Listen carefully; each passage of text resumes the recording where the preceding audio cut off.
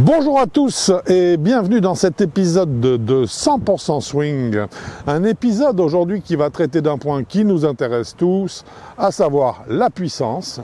Et la question qui se pose concernant cette même puissance, c'est pour l'obtenir, est-ce que je dois jouer davantage sur l'amplitude de mon geste ou au contraire jouer sur une sensation générale de vitesse ?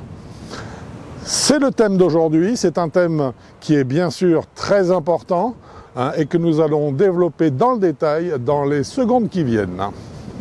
Alors pour aller au fond de cette question et trouver la réponse, est-ce que donc je vais jouer davantage sur l'amplitude ou sur l'accélération, eh bien il me faut un radar. En voilà un, et il me faut également un cobaye. Et en voilà, oh Quentin! C'est bizarre, hein. Quentin donc qui va être le cobaye du jour, de façon à ce qu'on puisse vérifier ce qu'on vient de donner comme indication et voir un petit peu, ce club en main, radar en marche. À l'appui. Exactement, le data que nous obtenons en modifiant à volonté donc l'amplitude d'une fois, puis ensuite l'accélération. Sensation d'accélération. La sensation en tout cas d'accélération du club. C'est ok mon cher cobaye? C'est parti. Allez, c'est parti. Alors Quentin, voilà ce que je vais te demander. Je vais te demander dans un premier temps de nous montrer un swing dont on va définir l'amplitude maximale. Donc tu n'auras pas le droit, dans les deux cas de figure, l'un où on va créer de l'amplitude et l'autre où on va utiliser au contraire l'accélération du club, tu n'auras pas le droit de faire que tes bras dépassent l'horizontale. Donc les bras vont venir jusqu'ici maximum. Dans l'un des deux cas, ce que je vais te demander, ça va être de frapper des balles en gardant les mains totalement inertes dans le démarrage du geste afin que nous ayons un maximum d'amplitude aussi bien à la montée qu'à la descente du club.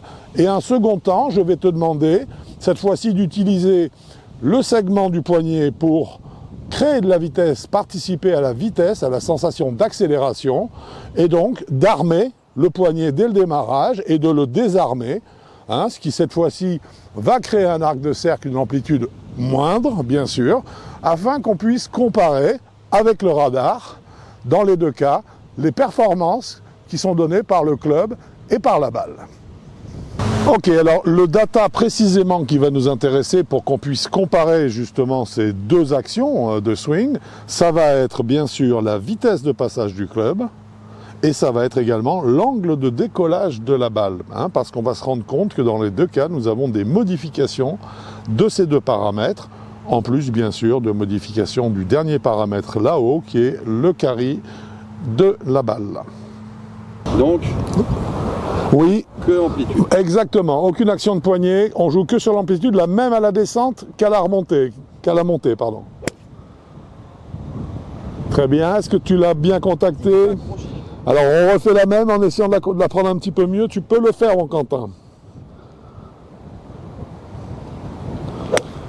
Ah, voilà. Ok, tu nous donnes du data? Data 79 miles. Ok. 21,3 degrés d'angle de décollage. D'accord. Et 121 mètres de distance. Parfait, super. Ok, on passe maintenant à action des mains, donc recherche de sensation d'accélération maximale, mais toujours sur une amplitude où le bras ne dépasse pas l'horizontale. Donc là-haut. Exact, aussi bien montée que descente. Avec la même énergie. Et surtout, voilà, même énergie, mais bon, je sais que je peux compter sur toi là-dessus. Elle est bien touchée. Parfait, ben allez, on va au data direct. 74,5 miles, 25,2 de hauteur, d'angle de décollage et 107 mètres. Et ben voilà.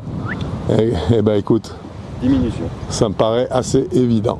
Et normalement, j'ai vraiment mis la même énergie dans les deux. Parfait, parfait, parfait. Alors quel est le constat, Quentin? Il est assez clair, Ah, très clair. Déjà, j'ai perdu au moins 6 miles. Alors, en faisant quoi? en actionnant les poignets.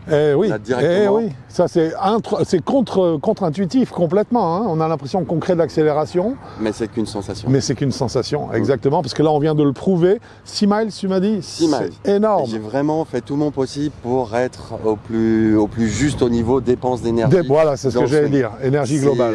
Voilà, c'est pas évident, mais j'y arrive. Donc, 6 miles de moins, ça s'est traduit en... En distance, déjà, directement, j'ai perdu 4 mètres. C'est plus que ça, je crois, 7 mètres. 7 mètres. 7 mètres, hein, 7 mètres, voilà, 7 mètres perdus, 7 exactement, mètres. pour les 6 miles. Voilà. D'accord. Et alors, ce qu'on a vu, par contre, qui a évolué dans un autre sens, c'est l'angle de décollage. 2 degrés minimum. Alors, évidemment, donc, dans quel cas? Dans le cas où les poignets ont joué, hein, c'est toujours là. Le poignet joue, on a l'impression qu'on crée de la vitesse, mais ce qui se produit, c'est pas ça. C'est qu'en faisant jouer le poignet, et ce qu'on crée, c'est qu'on verticalise l'angle d'attaque. L'énergie est retransmise de haut en bas, vers le sol. Par réaction, la balle monte davantage sur le club, ce qui la propulse plus haut, mais ça ne la fait pas avancer pour autant. Bah non. Au contraire, exactement. Au contraire, un démarrage qui n'utilise pas l'articulation du poignet et qui permet de créer plus d'amplitude, lui va donner un arc de cercle plus large qui permet à l'énergie qu'aura le club de travailler beaucoup plus à plat et donc dans le sens de l'objectif, la balle prenant plus d'énergie vers l'objectif, ira forcément plus loin. Voilà. On est bien d'accord. On est bien d'accord. Maintenant, le spin dans tout ça. Alors justement, c'est intéressant parce que... Alors c'est intéressant, hein, parce qu'en fait le taux de spin a été supérieur... Avec les poignets. Avec les poignets? Sans les poignets, pardon. Pardon, sans merci. Alors, le taux de spin a été supérieur sans les poignets, bizarrement, alors qu'on vient parler d'un angle d'attaque vertical. Ben, ça nous prouve qu'une chose, c'est que la vitesse est un des facteurs qui crée le backspin, bien sûr. Plus le club passe vite, plus la balle remonte vite sur le club. Eh bien, la vitesse est un facteur dominant par rapport à l'angle d'attaque. C'est pour ça qu'on ne l'a pas prise en compte dans nos données. Exactement, parce qu'en fait, en cherchant un mouvement plus large, vous obtiendrez également plus de backspin, parce que vous générerez davantage de vitesse et que donc ça compte plus que l'angle d'attaque. Voilà. Je te remercie, cher cobaye. Hein, c'était une séance très intéressante, hein, Quentin, vraiment. Hein, et qui permet de démystifier un petit peu donc, cette action des poignets, notamment, qui nous donne, comme tu l'as dit très justement, l'illusion de la vitesse qui donnera de la distance, mais qui dans la réalité, eh bien, n'est pas exactement, ça n'est pas un véritable ami. Cet épisode de 100% Swing est dorénavant terminé. Nous espérons qu'il vous aura plu. Voilà, nous. Hein, ouais, exactement. Parce qu'il est très riche, hein, je dirais en matière. Il y a de l'enseignement à en tirer véritablement concernant votre façon d'approcher votre geste, de voir notamment la mise en mouvement du club et de voir, d'imaginer peut-être un peu mieux le type d'arc de cercle que vous voulez que le club parcourt autour du corps pour jouer de plus en plus efficacement. Hein. Mon cher Quentin, ça fut un plaisir. Partagez. À bientôt dans un prochain épisode de 100% Swing. Au revoir.